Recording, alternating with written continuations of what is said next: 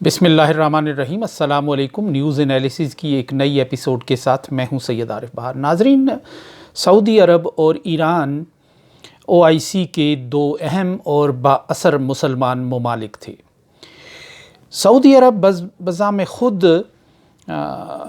کو یعنی سنی اسلام کا علمبردار اور سنی بلاک کا اور سنی ملکوں کا ایک قائد اور امام سمجھتا تھا، اور اسی طرح ایران خود کو شیعہ آبادی اور شیعہ مسلمان ممالک کا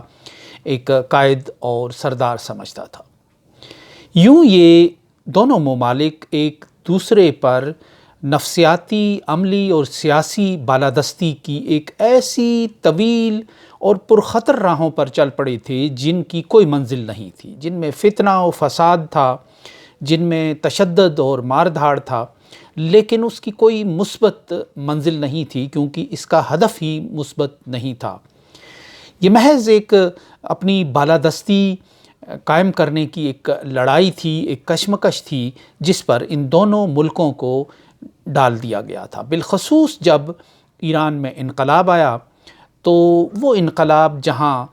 امریکہ مخالف تھا، وہیں وہ انقلاب خاندانی بادشاہت یعنی آریائے مہر شہنشاہ ایران رضا شاہ پہلوی کے اقتدار کے خلاف بھی برپا ہوا تھا۔ یہ وہ بات تھی کہ جس سے سعودی عرب کی جو خاندانی بادشاہت تھی آل سعود کی، اس کا ماتھا ٹھنک گیا تھا۔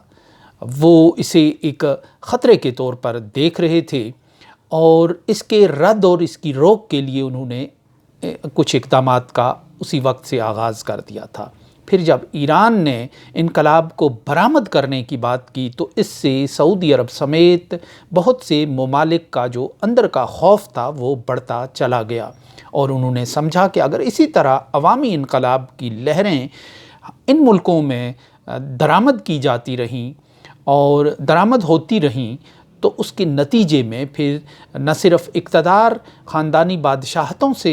کے ہاتھوں سے کھسک جائے گا، بلکہ پوری بساط ہی جو سسٹم کی ہے وہ لپیٹ دی جائے گی۔ شاید یہی وجہ ہے کہ جو عرب کی پرانی اور قدیم بادشاہتیں تھیں انہوں نے ایکا کر لیا ایران کا راستہ روکنے کے لیے، اور یوں یہ ایک کشمکش کسی کیفیت ہوتی چلی گئی، اور پہلے مرحلے پر ایران کے انقلاب کو سبق سکھانے کے لیے عراق اور ایران کے درمیان جنگ کا ڈول ڈالا گیا، اور اس جنگ کو پھر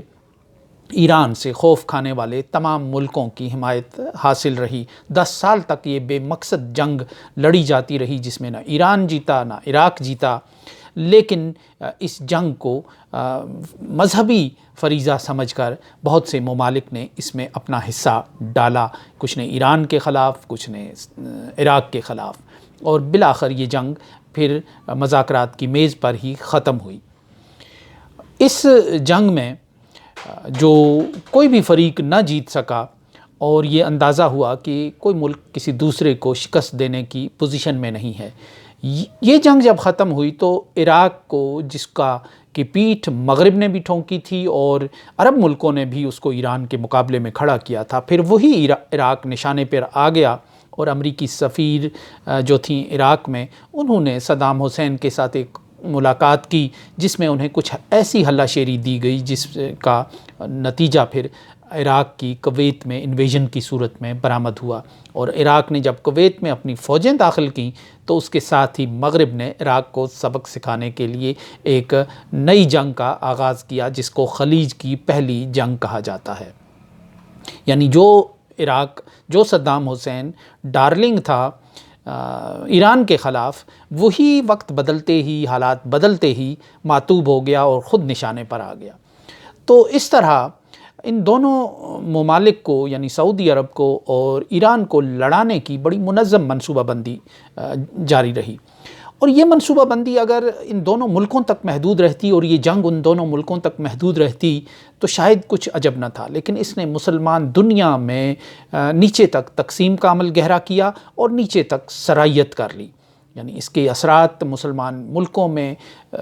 کی حکومتوں تک تو پہنچے، لیکن پھر سوسائٹیز تک بھی برآمد ہوئے، کیونکہ اس پراکسی وار کو منظم کرنے میں دونوں ملکوں نے خاصی محنت کی تھی اور زیادہ سے زیادہ لوگوں کو اپنا ہم نوا بنانے کے لیے ایک اس میں ایک انہوں نے پوری ایک کوشش کی تھی۔ پاکستان بھی ان بدقسمت ملکوں میں شامل تھا جس میں ایران اور سعودی عرب کی اس لڑائی کے اثرات بہت زیادہ جس پر مرتب ہوئے۔ یہاں معاشرے میں تقسیم ہوئی، یہاں قتل و غارت ہوئی، یہاں سپاہ بنے، یہاں لشکر بنے، یہاں ایسی ایسی تنظیمیں وجود میں آئیں جنہوں نے یہاں معاشرے کو تشدد سے، فتنہ و فساد سے بھر کے رکھ دیا۔ اور اس تشدد میں جو شیعہ سنی کے نام پر ہوتا رہا، اس میں پاکستان کے بہت سے بہترین شہ دماغ کام آئے، بے گناہ قتل ہوئے، جرم بے گناہی کا شکار ہوئے۔ ان کا کوئی جرم سوائے اس کے نہیں تھا کہ وہ ایک مخصوص مسلک کے پیروکار تھے۔ یعنی دونوں طرف سے تشدد کا جتنا بے ہنگم اور بے رحمی سے استعمال اس جنگ اور اس پراکسی جنگ کی وجہ سے ہوا، اور بے مقصد ہوا کہ ایک دوسرے کا گلا مسلمان کا کاٹ رہا تھا، مسلمان کی عبادت گاہوں پر حملے کر رہا تھا، امام بارگاہوں پر، مساجد پر، درگاہوں پر حملے کیے جا رہے تھے، ٹارگٹ کلنگ کی جا رہی تھی۔ 90 کی پوری دہائی جو ہے وہ پوری مار دھاڑ سے بھرپور ہے، اور وہ ایران اور سعودی عرب کی اس جنگ کا اور اس کشمکش کا اور اس پراکسی وار کا اس کا حصہ تھا۔ مسجدوں کو مورچوں میں بدل دیا گیا تھا، اور ایسے پیش کیا جا رہا تھا کہ مسلمانوں کا سب سے بڑا مسئلہ جو ہے وہ شیعہ اور سنی کی لڑائی ہے۔ تو اس تقسیم میں یہ بہت خوفناک تقسیم تھی۔ پاکستان کے لوگوں کی اور اس معاشرے کی یہ داد دیے بنا نہیں رہا جا سکتا کہ وہ کسی خانہ جنگی کا شکار نہیں ہوا۔ وہ ان جذبات کی رو میں ایک لہروں میں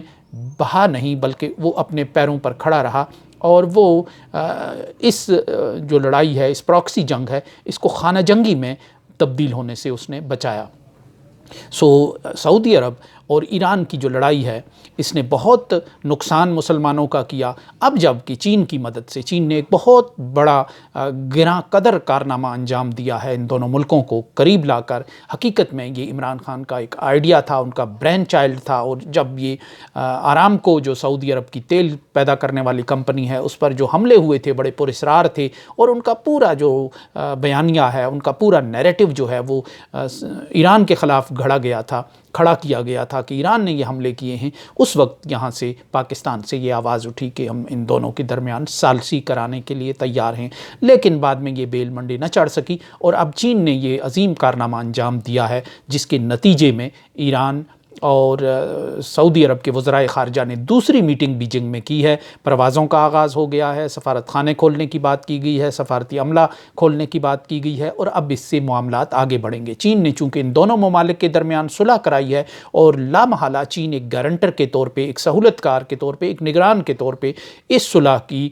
پر پہرا دیتا رہے گا، اس کی چوکیداری کرتا رہے گا۔ اب جو مسلمان دنیا کے ان دو متحارب ملکوں کے درمیان ایک اچھے تعلقات کا آغاز ہو گیا ہے، تو یہ مسلمان دنیا کے لیے، سوسائٹی کے لیے، معاشروں کے لیے نچلی سطح تک یہ تازہ ہوا کا ایک خوشگوار جھونکا ہے کہ 90 کی دہائی میں جو کشیدگی، کشمکش اور آویزش تھی، جس نے پاکستانی اور دنیا بھر کے مسلمان معاشروں کو تقسیم کر دیا تھا مسلکی بنیاد پر، وہ زخم جو ہے اب مندمل ہونے کے آثار پیدا ہو گئے ہیں۔ اس کے ساتھ ہی اجازت دیجیے، اللہ نگہبان۔